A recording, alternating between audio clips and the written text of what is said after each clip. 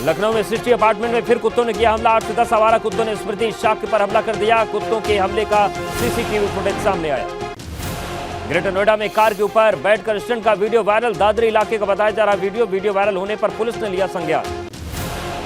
अमरोहा में national highway पर birthday party करने पर कार्रवाई। एसपी ने गाड़ी को किया सीज। हुड़दंग काट रहे युवक को हिरासत में लिया। पार्टी के नाम पर काटा था हुड़दंग। गाजियाबाद के लोनी में रिक्शे वाले से सरेआम लूट। बाइक सवार बदमाश मोबाइल लूट कर हुए फरार। सीसीटीवी में कैद वारदात। अखिलेश यादव से मिले चंद्रशेखर आजाद का बिहार में शुरू हुई जाति जनगणना तो पूरे देश में क्यों नहीं। अखिलेश यादव से मिलकर जन आंदोलन की तैयारी पर चर्चा। अखिलेश यादव ने अजमेर शरीफ के लिए भेजी चादर। कौमी सौहार्द की दुआ के साथ होगी पेश। ख्वाजा गरीब नवाज के सालाना उर्स पर 29 जनवरी को चढ़ेगी चादर। सपा से 3 बार विधायक रहे राम ललित चौधरी ने थामा सुभाषपा का दामन। सुभाषपा के राष्ट्रीय अध्यक्ष ओपी राजभर ने दिलाई पार्टी की सदस्यता और ओपी राजभर ने राम ललित चौधरी को पार्टी का उपाध्यक्ष घोषित किया। अपना दल के प्रदेश अध्यक्ष राजकुमार पाल ने ओपी राजभर पर किया कटाक्ष। कहा जिसके पास ताकत नहीं होती वो लड़ने का मादा रखता है। ताकतवर व्यक्ति ऐसी बातें नहीं करते। हरिद्वार में पीएम नरेंद्र मोदी की मां हीराबेन की अस्थियां गंगा में विसर्जित। पीएम मोदी के भाई पंकज मोदी ने परिजनों के साथ गंगा में विसर्जित की अस्थियां। वैदिक मंत्रोच्चार के बीच गंगा में प्रवाहित हुई अस्थियां। अमरोहा में पुलिस ने फर्जी दरोगा को किया गिरफ्तार। युवक दरोगा बनकर लोगों के साथ करता था धोखाधड़ी। महिलाओं को लोन दिलाने के नाम पर ठगी। बुलंदशहर में विकास प्राधिकरण का चला बुलडोजर। करीब 15 बीघा जमीन पर की जा रही अवैध प्लॉटिंग को किया गया ध्वस्त। विकास प्राधिकरण उपाध्यक्ष अंकुर लाठर के आदेश पर कार्रवाई। Digital deposit fund system Rudraprayag को मिला अवार्ड। राष्ट्रपति द्रौपदी मुर्मू ने डीएम मयूर दीक्षित और एसडीएम मुखीवट वर्मा को किया पुरस्कार। राष्ट्रीय स्तर पर डिजिटल इंडिया अवार्ड 2023 में मिला सिल्वर मेडल। पिछड़ा वर्ग आयोग की मेरठ मंडल के लिए गाजियाबाद में हुई बैठक। ओबीसी आरक्षण पर चर्चा और समीक्षा हुई। 5 जिलों के जिलाधिकारी से भी मांगी गई रिपोर्ट। अलीगढ़ के जमा कस्बे में घर के अंदर दाखिल हुआ तेंदुआ। एक बच्चे पर हमला कर घायल किया। सूचना पाकर मौके पर पहुंची पुलिस और वन विभाग की टीम। काशीपुर में बिजली कटौती को लेकर लोगों में आक्रोश। बिजली कटौती से बच्चों की परीक्षा पर पड़ रहा असर। कांग्रेस विधायक आदेश चौहान ने विद्युत अधिकारियों को सुनाई खरी खोटी। नोएडा के सेक्टर 39 में नाबालिग युवती से दुष्कर्म करने का मामला सामने आया। युवक ने नाबालिग को डराकर वारदात को अंजाम दिया। पीड़ित परिजनों की तहरीर पर पुलिस ने आरोपियों को गिरफ्तार किया। बहराइच में नाबालिग के साथ दुष्कर्म करने वाले आरोपी को आजीवन कारावास। अदालत में महज 27 दिनों में सुनाई आजीवन कारावास की सजा। आरोपी की उस सजा से पीड़ित परिवार खुश। श्रावस्ती में चल रहे अवैध नर्सिंग होम पर ताबड़तोड़ छापेमारी। 2 नर्सिंग होम को किया गया सीज। छापेमारी से मचा हड़कंप। खतौली में कई मुद्दों को लेकर भारतीय किसान यूनियन की महापंचायत। किसान पंचायत में राकेश टिकैत भी शामिल हुए। बिजली पानी और गन्ना भुगतान का मुद्दा गरमाया। ग्रेटर नोएडा में परी चौक के पास सड़क हादसे में बच्चा घायल। गुस्साए परिजनों ने हाईवे को किया जाम। डीसीपी ने भारी पुलिस फोर्स के साथ मौके पर पहुंचकर जाम खुलवाया। बुलंदशहर में जेसीबी मशीन से चल रहे नाली निर्माण कार्य के दौरान दीवार गिरने से मजदूर दबा। सूचना पर एसडीएम और सीओ थाना पुलिस के साथ मौके पर पहुंचे। घायल मजदूर को इलाज के लिए अस्पताल में भर्ती कराया गया। प्रतापगढ़ में मुकदमे की पैरवी में कचहरी आई महिला की मौत। कंसल्टिंग अधिवक्ता के बस्ते पर हुई मौत। हरदोई में आग से 4200 चूजों की जिंदा जलकर मौत। संदिग्ध परिस्थितियों में पोल्ट्री फार्म में आग लग गई। ग्रामीणों ने कड़ी मुशक्कत के बाद आग पर काबू पाया। गाजीपुर पुलिस ने फर्जी दरोगा को किया गिरफ्तार। 10,000 रुपए में रेप के केस को कर रहा था फाइनल। फर्जी दरोगा के पास तमंचा बरामद। बरेली में धारदार हथियार से इलेक्ट्रीशियन की गला रेत कर हत्या। इकलौते बेटे की हत्या से परिवार में मचा कोहराम। भाजपा सांसद धर्मेंद्र कश्यप भी घटनास्थल पर पहुंचे। अमरोहा की डिडौली पुलिस ने 8 घंटे में लूट की घटना का खुलासा किया। आरोपी से लूटे 20,000 रुपए और 4 मोबाइल बरामद। बदमाशों ने महिला गैंग के साथ लिफ्ट के बहाने नेशनल हाईवे पर कार सवारों से लूट की घटना को अंजाम दिया। कानपुर पुलिस ने किया अंतर्राज्यीय गिरोह का भंडाफोड़। लड़कियों को बहला फुसला कर ले जाने वाले गैंग को पकड़ा। मासूम लड़कियों से दरिंदगी के बाद करते थे सेल। अमेठी में पुलिस ने लोगों के गायब हुए 102 मोबाइल को वापस किए। बरामद मोबाइल फोन की कीमत करीब 15 लाख रुपए। एसपी ने लोगों को सौंपे उनके मोबाइल फोन। कासगंज में चोरों का गैंग सक्रिय। चोरों ने देर रात कोहरे का फायदा उठाकर व्यापारी की दुकान पर किया हाथ साफ। सीसीटीवी का डीवीआर चोर पार कर ले गए। पुलिस मामले की जांच में जुटी। अलीगढ़ में दीवानी कचहरी में पुलिस सर्वर रूम के ताले तोड़कर चोरी। सीसीटीवी के जरिए की जाएगी मामले की कार्रवाई। मुरादाबाद में बेरहम पिता ने 6 साल के बच्चे का किया कत्ल। शव को खेत में फेंककर पुलिस में दर्ज कराई गुमशुदगी की रिपोर्ट। चंदसौली कोतवाली इलाके की वारदात। पुलिस की गिरफ्त में आए आरोपी पिता ने कबूला जुर्म। पत्नी के चरित्र पर शक के चलते बेटे को नाजायज समझता था पिता। बच्चे का शव जंगल में बरामद। प्रतापगढ़ में सड़क हादसे में इंस्पेक्टर की मौत। कार और ट्रक की हुई थी जबरदस्त टक्कर। कार में सवार अमर सिंह रघुवंशी प्रयागराज कोतवाली में इंस्पेक्टर के पद पर तैनात थे। ग्रेटर नोएडा में भीषण सड़क हादसा। कंटेनर में घुसी ऑल्टो कार। कार में फंसे लोगों को पुलिस और स्थानीय लोगों की मदद से बाहर निकाला गया। घायलों को अस्पताल में भर्ती कराया गया। लखनऊ के विकास नगर में जिम में वर्कआउट के दौरान डॉक्टर की मौत। पोस्टमार्टम से साफ नहीं हुई मौत की वजह। बाराबंकी में तैनात थे डॉक्टर संजीव पाल। नोएडा में एलिवेटेड रोड पर सड़क हादसा। 3 गाड़ियां आपस में टकराई। सड़क हादसे में घायलों को हॉस्पिटल भेजा गया। तीनों गाड़ियों को रोड से हटाया गया। थाना सेक्टर 24 इलाके में हादसा।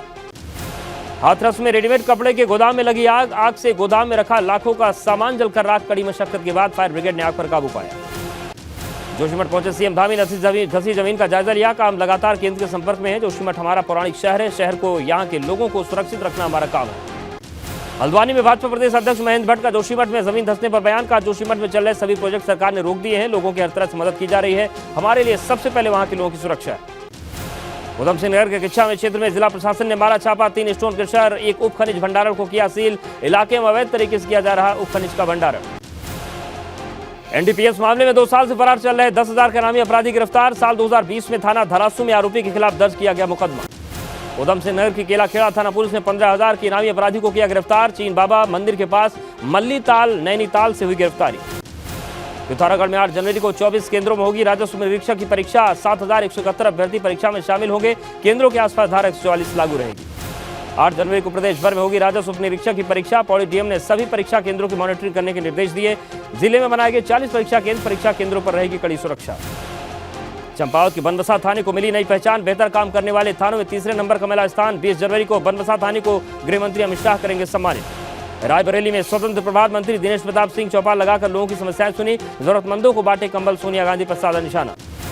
गोंडा में एक निजी होटल में सपा के स्वर्गीय मंत्री विनोद कुमार सिंह की जयंती पर श्रद्धांजलि कार्यक्रम का आयोजन। सपा नेताओं ने स्वर्गीय विनोद कुमार सिंह को दी श्रद्धांजलि। रायबरेली में दलित युवक की पिटाई का मामला। सपा के 7 सदस्यीय प्रतिनिधिमंडल ने गांव पहुंचकर पीड़ितों से ली जानकारी। सपा नेता मनोज कुमार पांडे ने कहा, सड़क से सदन तक न्याय की लड़ाई लड़ेंगे। वाराणसी में बोले कृषि मंत्री सूर्य प्रताप शाही, राज्य सरकार ने दलहन और तिलहन की खेती के लिए किसानों को किया प्रोत्साहित। प्राकृतिक खेती के लिए चलाया जा रहा विशेष अभियान। फतेहपुर में प्रधानमंत्री आवास योजना के लाभार्थियों की केंद्रीय मंत्री साध्वी निरंजन ज्योति ने सौंपी चाबी। गाजियाबाद में नगर निगम की बोर्ड बैठक में हंगामा। भाजपा पार्षद अनिल सोनी लगाए निगम के अधिकारियों के ऊपर कमीशनखोरी का आरोप। पार्षद और अधिकारियों की हुई तीखी नोकझोंक। ग्रेटर नोएडा वेस्ट की सोसाइटी में तेंदुआ न पकड़े जाने से नाराज लोगों ने सोसाइटी में जमकर काटा हंगामा। लोगों ने उठाए सवाल, आखिर कब तक घरों में रहना पड़ेगा। बुलंदशहर में गिराया गया अंग्रेजी हुकूमत के दौर का 100 साल पुराना पुल। प्रशासन ने जनता की सुरक्षा के मद्देनजर पुल पर बंद करा दिया था लोगों का आवागमन। पुल गिराए जाने से क्षेत्र के लगभग 20,000 लोगों का आवागमन प्रभावित हुआ। कानपुर में भीषण ठंड में हार्ट अटैक से 8 अन्य लोगों की हुई मौत। 10 मरीजों ने एलपीएस कार्डियोलॉजी पहुंचने से पहले ही दम तोड़ा। आगरा में कड़ाके की ठंड से लोगों का हाल बेहाल। घने कोहरे ने थामे गाड़ियों के पहिए। सर्दी से बचने के लिए अलाव का सहारा ले रहे लोग। गाजियाबाद में ठंड से लोगों का हाल बेहाल। 7 डिग्री के करीब गाजियाबाद का तापमान। लोग घरों पर हुए कैद। रैन बसेरों में ठंड से बचाव के लिए किए गए इंतजाम। औरैया में ठंड का कहर जारी। व्यापारी दुकान के बाहर जला रहे अलाव। रैन बसेरों में ठंड से बचने की व्यवस्था की गई। औरैया में सुबह से सड़कों पर छाया घना कोहरा। यूपी में सड़कों के अवैध कर तत्काल बंद कराने के निर्देश। पीडब्ल्यूडी मंत्री चित्र प्रसाद ने दिए निर्देश। 3 मार्च तक 2068 ब्लैक स्पॉट दुरुस्त कराने को भी कहा गया।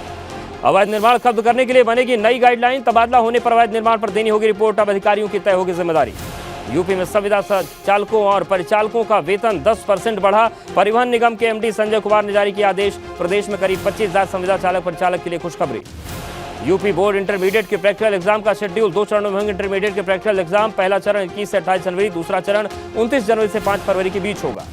यूपी में 10वीं और 12वीं के प्री बोर्ड की लिखित परीक्षा कार्यक्रम घोषित। 16 से 20 जनवरी के बीच आयोजित होंगी परीक्षाएं। यूपी बोर्ड के सचिव ने जारी किया आदेश। फर्रुखाबाद में पांचाल घाट पर 1 माह तक चलने वाले माघ मेले की शुरुआत। रामनगरिया मेले का वैदिक मंत्रोच्चार के साथ शुभारंभ। रायबरेली में शहीदी दिवस पर शहीदों को दी गई श्रद्धांजलि। शहीद स्मारक पर सांस्कृतिक कार्यक्रम के साथ साथ मेले का आयोजन। राज्य मंत्री दिनेश प्रताप सिंह ने शहीद स्मारक को और भव्य बनाने का आश्वासन दिया। गोरखपुर में लिटरेरी फेस्ट का हुआ शुभारंभ। 2 दिनों तक साहित्य, संस्कृति, पत्रकारिता और फिल्म जगत की हस्तियों से रूबरू होंगे गोरखपुर के लोग। केरल के राज्यपाल आरिफ मोहम्मद खान ने कार्यक्रम का शुभारंभ किया। एयर इंडिया की फ्लाइट में बुजुर्ग महिला से बदसलूकी करने वाले शंकर मिश्रा बेंगलुरु से गिरफ्तार। 26 नवंबर 2022 को एयर इंडिया फ्लाइट में घटना हुई थी। एयर इंडिया बदसलूकी मामले में डीजीसीए ने एयरलाइंस के लिए जारी की नई एडवाइजरी। नियमों को तोड़ने वाले और महिलाओं से बदसलूकी करने वाले मुसाफिरों पर होगा सख्त एक्शन। अंजलि केस के बाद जागी दिल्ली पुलिस। रात 12 बजे से 4 बजे तक पुलिस वालों को शेयर करनी होगी लाइव लोकेशन। बिना डीसीपी के आदेश के थाना छोड़ने पर मनाही। हाल ही में हुए यूपी उपचुनाव में बेहतरीन प्रदर्शन के बाद सपा नई रणनीति पर काम करने में जुटी है। सपा का पूरा फोकस ओबीसी वोट बैंक पर है, जिसको देखते हुए समाजवादी पार्टी ने गैर यादव ओबीसी वोट बैंक की गोलबंदी शुरू कर दी है। और अब संगठन के नए सिरे से गठन और विस्तार में इस रणनीति की साफ झलक देखने को मिल सकती है। माना जा रहा है कि जल्द समाजवादी पार्टी प्रदेश से लेकर जिलों तक पदाधिकारियों के नाम तय करेगी, जिसमें 40 से 50 चेहरे गैर यादव ओबीसी बिरादरी से चुने जाएंगे। इसके अलावा मुस्लिम समाज के लोगों को भी संगठन में खास तवज्जो दी जा सकती है। आपको बता दें कि आजमगढ़ और रामपुर लोकसभा उपचुनाव में हार के बाद अखिलेश यादव ने प्रदेश अध्यक्ष पद छोड़कर संगठन के बाकी सभी मोर्चों को भंग कर दिया था। इन दोनों आरक्षण समेत ओबीसी समाज के मुद्दों को उठा रही सपा की इस नई रणनीति को भाजपा फ्लॉप बता रही है। भाजपा का तो एक मंत्र है 100 में 60 हमारा है, बाकी बंटवारा है, इसलिए कोई फेरबदल करे, कोई गठबंधन करे, लेकिन भाजपा की सेहत पर कोई भी असर पड़ने वाला नहीं। हर तरह से प्रदेश आज तरक्की के मार्ग पर अग्रसर है। समाजवादी पार्टी को नकारात्मक फैलाना नहीं चाहिए। भाजपा का जवाब चाहे जो भी हो, लेकिन हकीकत में 2022 विधानसभा चुनाव में सपा ने अब तक का सबसे शानदार प्रदर्शन करते हुए 32% वोट हासिल किए थे, जिसे बढ़ाने के लिए अखिलेश ने गैर यादव ओबीसी वोट बैंक पर नई रणनीति बनाई है। और चलिए सत्याग्रह 70 के बाद अब विस्तार से खबरों की बात करते हैं। और सबसे पहले बात जोशीमठ की। जोशीमठ शहर के वजूद पर मंडरा रहा खतरा बढ़ रहा है। हालात दिन ब दिन बिगड़ रहे हैं। हर बदलते दिन के साथ जमीन धंसने की घटनाएं बढ़ रही हैं। दीवारों पर दरारें बढ़ती चली जा रही हैं। फट रही हैं सड़कें, धंस रही है जमीन, दीवारों पर बढ़ती दरारों की चौड़ाई डराने लगी है। इतना अपनी मेहनत से मैंने खुद किया है ये मकान के लिए, मुझे आज छोड़ने के लिए मैं जब अपना बिस्तर में खुद लेके जा रही हूँ, मुझे खुद भी अच्छा नहीं लग रहा है। खेतों पर दरारों की लंबी कतार है। मकानों पर आपदा ने तबाही की मुहर चस्पा कर दी है। जोशीमठ में जो मंजर नजर आ रहा है, उसे देखकर जिंदगी सिसक उठी है। अपने निजी स्वार्थों के लिए लोगों ने ये स्थिति बना दी जोशीमठ की कि रहना मुश्किल। छोटे छोटे बच्चे बूढ़े बीमार हो जाएंगे, वहीं मर जाएंगे, तो कहाँ जाऊंगा। जोशीमठ शहर में सबसे ज्यादा खतरा सिंहधार इलाके में है। पहाड़ की ढलान पर बने आलीशान होटल की तस्वीर देखिए। ये होटल जमीन धंसने की वजह से टेढ़े हो चुके हैं। बड़ी बड़ी मंजिला ये होटल बनाए गए थे। दोनों होटल के बीच में काफी फीट का गैप हुआ करता था, लेकिन भू धसाव की वजह से दोनों जो होटल है वो आपस में चिपक गए हैं। उनके ऊपर की दीवार आप देख सकते हैं पूरी तरीके से चिपकी हुई है। जोशीमठ शहर के अब तक 600 से ज्यादा घरों में दरारों की पुष्टि हुई है। शहर में डरे सहमे परिवारों के पलायन की तस्वीरें आम हो चुकी हैं। सरकार की ओर से इन परिवारों को सुरक्षित स्थान पर ले जाया जा रहा है। जोशीमठ शहर में हर ओर जमीन धंसने से दहशत का माहौल है। भगवान बद्री विशाल के शीतकालीन प्रवास नृसिंह मंदिर पर भी आपदा की मार पड़ी है। मंदिर की दीवार दरक रही है। ये तस्वीर भगवान बद्री विशाल के शीतकालीन गद्दे स्थल नृसिंह मंदिर की है। मंदिर की फर्श टूट चुकी है, दीवारें दरक रही हैं। मंदिर की दीवारों पर इतनी दरारें हैं जो कभी भी मंदिर का वजूद खत्म कर सकती हैं। मंदिर में ऊपर की ओर जाने वाली सीढ़ियों की तस्वीर डराने वाली है। बद्रीनाथ से जुड़ी हुई परंपरा के लिए यह ठीक नहीं है, तो हमारा तो ये मानना है कि इस मंदिर परिसर को भी बचाने के प्रयास किए जाने वर्तमान संदर्भ में बहुत आवश्यक है। नृसिंह मंदिर पर खतरे के बीच सीएम पुष्कर सिंह धामी ने जोशीमठ का दौरा किया। इस दौरान उन्होंने मंदिर परिसर का जायजा लिया। ये हमारे लिए बहुत ही महत्व है, महत्व का कारण भी है। ये एक सबसे पहला मठ यहाँ स्थापित हुआ है। पौराणिक रूप से, हर प्रकार से, हर दृष्टि से, देश की सामरिक रूप से भी हमारा बहुत महत्वपूर्ण स्थान है, इसलिए हम उन सभी पर काम कर रहे हैं। जोशीमठ शहर पर मंडरा रहे खतरे को दूर करने के लिए सरकार एक्टिव नजर आ रही है। राज्य सरकार के साथ केंद्र सरकार भी नजर बनाए हुए है। हालांकि अभी तक कोई समाधान नहीं तलाशा जा सका है। सीएम योगी ने फिल्म सिटी वाली योजना पर अखिलेश यादव ने तंज कसा था, जिसका जवाब भाजपा ने दे दिया है। अखिलेश के ट्वीट का जवाब देते हुए यूपी के वित्त मंत्री सुरेश खन्ना का जवाब आया है और अखिलेश यादव को फिल्म सिटी की चिंता नहीं करने की उन्होंने सलाह दी है। उत्तर प्रदेश में फिल्म सिटी भी बनेगा, उनको इसका स्वागत करना चाहिए। प्रदेश सरकार जो कुछ कर रही है, निवेश बाहर से ला रहे हैं, इसके प्रदेश आगे बढ़ेगा, प्रदेश तरक्की करेगा, हमारी आर्थिक स्थिति और सुदृढ़ होगी। दरअसल सपा अध्यक्ष अखिलेश यादव ने ट्वीट करते हुए भाजपा पर फिल्मों को सियासी विचारधारा का हथकंडा बनाने के आरोप लगाए थे। यूपी सरकार ग्रेटर नोएडा में 1000 एकड़ में फिल्म सिटी बनाने जा रही है, जिसमें फिल्म, टेलीविजन और मीडिया इंडस्ट्री से जुड़े ऑफिस खोले जाएंगे, जबकि फिल्म और टीवी में काम करने से जुड़े सभी तरह के प्रशिक्षण देने के लिए 40 एकड़ के दायरे में इंस्टीट्यूट बनाने की योजना है। साथ ही गोरखपुर में प्रदेश की पहली रीजनल फिल्म सिटी बनाए जाने की योजना है। गोरखपुर की रीजनल फिल्म सिटी के लिए गोरखपुर विकास प्राधिकरण ने जिला प्रशासन से 100 एकड़ जमीन की मांग की है, जिसमें पूर्वांचल और भोजपुरी भाषा की फिल्में बनाई जाएंगी। मुख्यमंत्री योगी आदित्यनाथ ने 5 जनवरी को फिल्म जगत की बड़ी हस्तियों से मुलाकात की थी, जिनमें सुनील शेट्टी, जैकी श्रॉफ, राजकुमार संतोषी, मनमोहन शेट्टी और बोनी कपूर जैसे लोग थे। उत्तराखंड सरकार ने पीड़ितों की मदद के लिए अगले 6 महीने तक 4000 रुपए महीना किराया देने का ऐलान किया है। इसके साथ ही शहर को बचाने के लिए कार्य योजना पर विमर्श हो रहा है। जोशीमठ शहर की जमीन लगातार धंस रही है। ऐसे में लोगों को अपना घर छोड़ना पड़ रहा है, जिनके पुनर्वास तक धामी सरकार ने प्रभावित परिवारों को किराए पर रहने के लिए 4000 रुपए की धनराशि हर महीने देने का ऐलान किया है। जो नया स्थान है, अगर वहाँ पर लोगों को पुनर्वास करने की आवश्यकता पड़ती है तो उस दिशा में भी हम काम कर रहे हैं। इसी बीच उत्तराखंड सरकार ने लोगों के पुनर्वास के साथ ही शहर को बचाने के लिए कार्य योजना बनानी शुरू कर दी है। जोशीमठ में बने हालात पर केंद्र सरकार की भी नजर है। माननीय मुख्यमंत्री जी ने दौरा किया है और बड़ी बैठक की है। सारे काम वहाँ रोक दिए गए हैं। यहाँ से केंद्र सरकार हर चीज की निगरानी कर रही है। जोशीमठ को बचाने के लिए इसरो की भी मदद ली जा रही है। इसरो अगले 2 दिन में जोशीमठ में जमीन धंसने की तस्वीरें जारी करेगा। वहीं आपदा की इस स्थिति में आईआईटी रुड़की ने अच्छी खबर दी है। आईआईटी रुड़की के वैज्ञानिकों का कहना है कि अगर ठोस कदम उठाए जाएं तो शहर को बचाया जा सकता है। 10 साल, 12 साल, 15 साल पे इस टाइप की घटना पहले भी हुई है। अब चूंकि ज्यादा हो रहा है तो हमें देखना होगा कारण क्या है। आईआईटी रुड़की के वैज्ञानिक लगातार जोशीमठ में पैदा हुए हालात का अध्ययन कर रहे हैं। माना जा रहा है कि जल्द ही कोई समाधान निकल सकता है। इसरो से लेकर आईआईटी के वैज्ञानिक तक जोशीमठ में उपजे हालातों का अध्ययन कर रहे हैं तो जमीन धंसने की तस्वीरों पर सियासत भी आकार ले रही है। दरअसल जोशीमठ में जो हालात बने उन्हें लेकर उत्तराखंड में मुख्य विपक्षी दल कांग्रेस लगातार सरकार को निशाना बना रही है। आरोप है कि जोशीमठ पर मंडराए खतरे के पीछे सरकार की नाकामी है। अब जाके जब 19 दिन हो गए लोगों को मशाल जुलूस करते हुए, सड़कों में सोते हुए और आंदोलन करते हुए, कल सरकार ने थोड़ा हिलना शुरू किया है। इस बीच कांग्रेस नेता प्रीतम सिंह जोशीमठ पहुंच गए हैं। खबर है कि सोमवार को कांग्रेस का प्रतिनिधिमंडल जोशीमठ रवाना होगा, पीड़ित परिवारों से मुलाकात करेगा। वहीं आम आदमी पार्टी भी सरकार पर हमलावर है। अक्टूबर के महीने जो रिपोर्ट आई उस रिपोर्ट में सरकार को बता दिया गया था कि अब जोशीमठ के बारे में चिंता करो, लेकिन उन्होंने 4 महीने तक सोए रहे। अब दिसंबर में जो है कि हाई पावर कमेटी की बैठक करके विपक्ष के आक्रामक रुख पर भाजपा बैकफुट पर नजर आ रही है। भाजपा के विधायक भी मान रहे हैं कि अगर पहले कदम उठाए गए होते तो आज ऐसे हालात नहीं बनते। 1976 में कहीं जाए कोई सर्वे हुआ था और उस समय भी ये कहा गया था कि यहाँ पर बहुत सतर्कता बरतने की आवश्यकता है और ये उत्तराखंड पूरा सेस्मिक जोन है। साफ है कि जोशीमठ में जमीन धंसने की तस्वीरों पर सियासत आसमान छू रही है। और चलिए प्रदेश के बाद देखते हैं देश में कहां चल रहा है घड़ी घड़ी घमासान। एक बार फिर से देश भर में जाति जनगणना को लेकर सियासत शुरू हो गई। बिहार में इसकी शुरुआत के बाद विपक्ष ने भाजपा सरकार की घेराबंदी शुरू कर दी और इस मुद्दे पर यूपी, बिहार समेत देश भर में सियासत तेज हो गई। बिहार में जाति जनगणना के पहले चरण की शुरुआत के बाद डिप्टी सीएम तेजस्वी यादव ने भाजपा पर बड़ा हमला बोला है। भाजपा जो है गरीब विरोधी है। ये लोग नहीं चाहते थे कि जाति जनगणना जो है वो हो।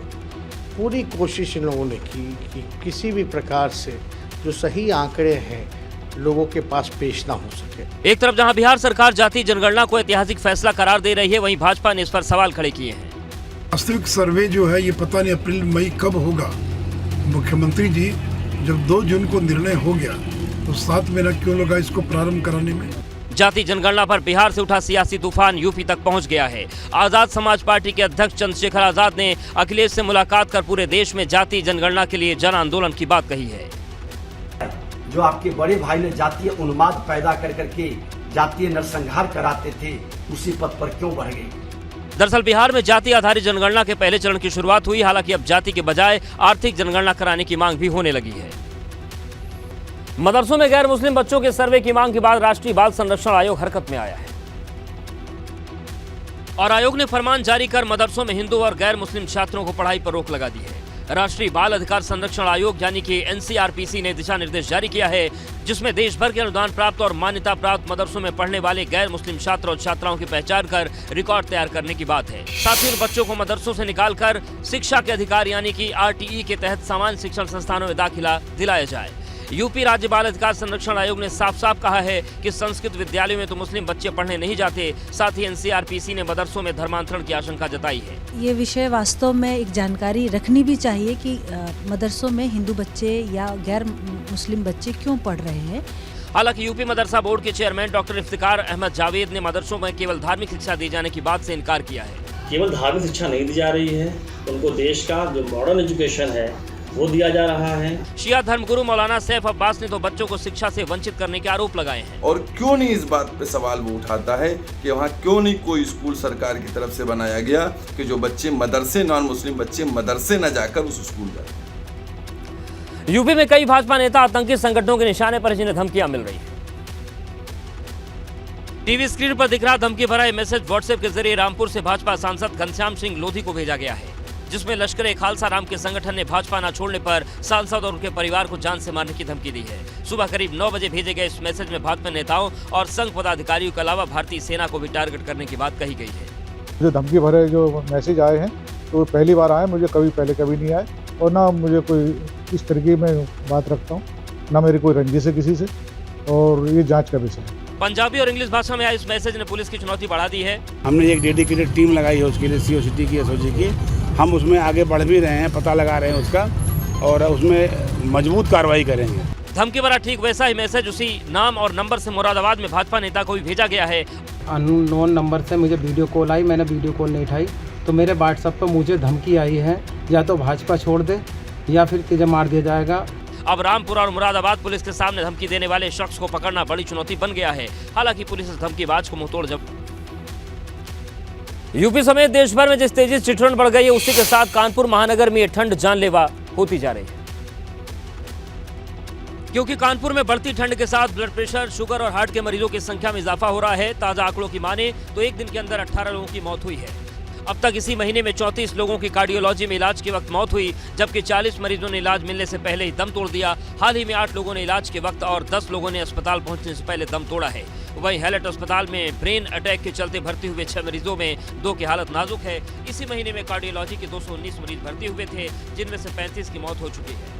काफ़ी दुखद दृश्य, काफ़ी दुखद तस्वीर है। कानपुर में लगातार पिछले 5-6 दिनों से इस तरह से लोगों की मौत हो रही है। हृदय रोग संस्थान लक्ष्मीपत सिंघानिया हृदय रोग संस्थान पिछले 5-6 दिनों में अगर देखा जाए तो 50 के करीब लोगों की मौत यहाँ पर हो चुकी है। जो लोग यहाँ पर इलाज के लिए लाए जा रहे हैं, आसपास के 18 जनपदों से यहाँ पर लोग लाए जाते हैं। कड़ाके की ठंड के बीच हृदय रोग संस्थान में मरीजों के मरने की संख्या में तेजी से इजाफा हुआ है। बताया जा रहा है कि कानपुर में 5 जनवरी की रात तापमान 3.2 डिग्री सेल्सियस पहुंच गया था, जो कि अपने आप में 20 साल का रिकॉर्ड है। आगरा में अनोखा वाकया देखने को मिला। सुबह के वक्त पर्यटकों के सामने से ताजमहल गायब हो गया। आलम यह है कि सुबह और शाम घना कोहरा छाया रहता है, जिससे दूर से ताजमहल को देख पाना मुश्किल हो गया है। कड़ाके की ठंड में आवागमन भी मुश्किल हो चुका है। लोग अलाव का सहारा ले रहे हैं। सिर्फ ताज नगरी ही नहीं बल्कि दिल्ली एनसीआर में भी मौसम का रेड अलर्ट जारी है। इस शीतलहर के प्रकोप ने लोगों की मुश्किलें बढ़ा दी हैं, जिसके बाद प्रशासन ने जगह जगह रैन बसेरे का इंतजाम किया है। कड़कड़ाती इस समय ठंड पड़ रही है और ठंड से बचाव के लिए आपको दिखा रहे हैं कि यहाँ पर अलाव जलाया है। लोगों को ठंड से बचाने के लिए प्रदेश में सभी जगह प्रशासन ने रैन बसेरों की व्यवस्था की है। कानपुर में रिकॉर्ड ठंड के चलते बड़े खतरे को लेकर डॉक्टर लोगों को सलाह दे रहे हैं। वहीं मौसम विभाग की माने तो अभी भी इस सितम से राहत नहीं मिलने वाली है। इस तरह से उत्तर पश्चिमी सर्द हवाएं लगातार आ रही हैं। आगे भी दोनों तापमान गिरने की पूरी संभावना है, क्योंकि ये जो बंगाल की खाड़ी और अरब सागर से नम हवाएं आ रही हैं, वो जब तक ट्रोपोस्फीयर में मॉइस्चर बना रहेगा तब तक कोहरा बना रहेगा। पिछले कुछ दिनों से बड़ी ठंड की वजह से सड़कों पर विजिबिलिटी कम हो गई है। सर्दी का हाल बहुत बुरा है। हाथ पैर सब जकड़ जा रहे हैं। बाइक से आने में इतनी प्रॉब्लम हो रही है। त्रिपुरा की एक रैली में केंद्रीय गृह मंत्री ने अयोध्या में श्री राम मंदिर को बनकर तैयार हो जाने की तारीख का ऐलान किया था, और ये बात मल्लिकार्जुन खड़गे को एकदम पसंद नहीं आई। हरियाणा के पानीपत में भारत जोड़ो यात्रा को संबोधित करते हुए अमित शाह के बयान पर सवाल उठाए गए और कहा कि गृह मंत्री देश की सुरक्षा की बात करने के बजाय मंदिरों की बात करते हैं। 1 जनवरी में वहाँ राम मंदिर का उद्घाटन होगा। आप कौन होते भाई बोलने का? क्या राम मंदिर के पुजारी है? क्या राम मंदिर के वहाँ महंत है? तो बिहार के आरजेडी के प्रदेश अध्यक्ष जगदानंद सिंह ने राम मंदिर और राम जन्मभूमि को लेकर विवादित बयान दे दिया है। यहाँ नफरत की जमीन पर राम के मंदिर का निर्माण हो रहा है। राम मंदिर पर हो रही बयानबाजी पर भारतीय जनता पार्टी ने विपक्ष पर चौतरफा हमला बोला है। इनकी दिक्कत है कि तारीख बता दिया तो दिक्कत, ना बताए तो दिक्कत, और इनकी नफरत की जमीन पर ये लालू यादव जगता बाबू का अगर बस चलता तो वहाँ पर मंदिर के बजाय मस्जिद बनवा देते हैं। दरअसल श्री राम मंदिर को बनाए जाने से पहले अमित शाह ने त्रिपुरा की एक रैली में कांग्रेस पर निशाना साधा था और मंदिर निर्माण में कांग्रेस पर रोड़े अटकाने का भी आरोप लगाया था। और चलिए अब देखते हैं उत्तराखंड का घड़ी घड़ी घमासान।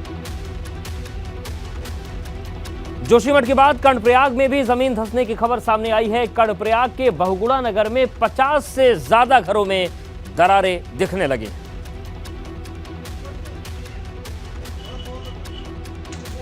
ये तस्वीरें कर्णप्रयाग की हैं। यहाँ 1-2 नहीं बल्कि 50 से ज्यादा घरों पर दिखाई दे रही हैं दरारें। चिंता बढ़ा रही हैं, स्थानीय लोगों को डरा रही हैं।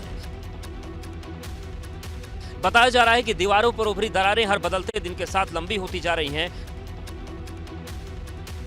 कर्णप्रयाग के बहुगुणा नगर क्षेत्र में 50 से ज्यादा घरों की दीवारें टूट रही हैं, जबकि अपर बाजार वार्ड में 30 से ज्यादा घरों पर आपदा का संकट है। इन तस्वीरों ने लोगों को दहशत से भर दिया है। लोग अपना घर छोड़ने को मजबूर हैं। तहसीलदार साहब खुद मौका कर गए। दिलचस्प बात यह है कि जोशीमठ शहर पर मंडरा रहे खतरे को लेकर सक्रिय दिख रही सरकार कर्णप्रयाग में जमीन धंसने और मकानों पर दिख रही दरारों को लेकर बिल्कुल भी एक्टिव नजर नहीं आ रही,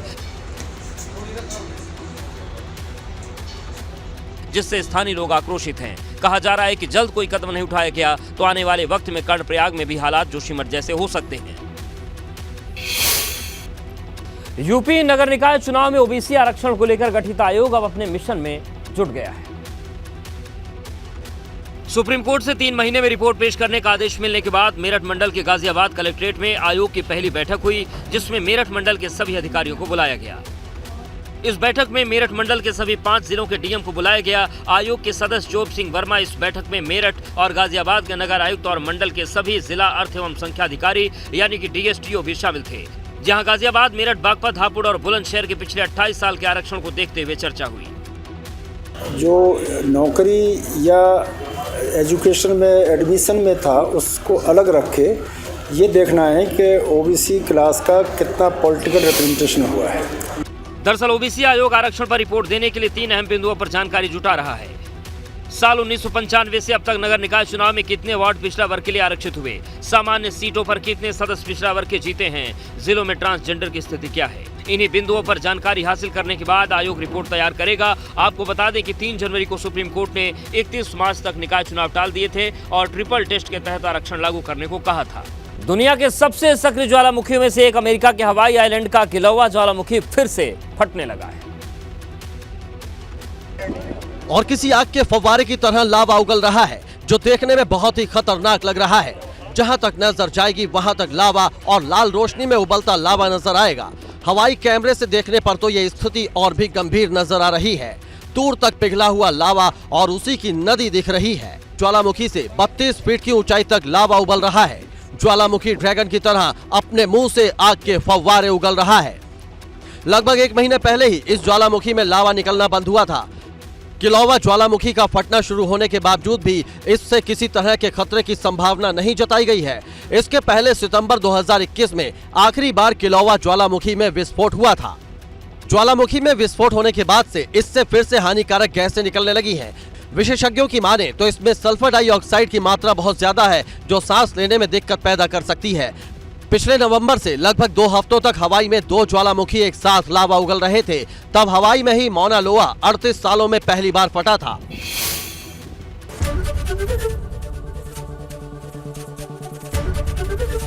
एबीपी गंगा, खबर आपकी, जुबान आपकी।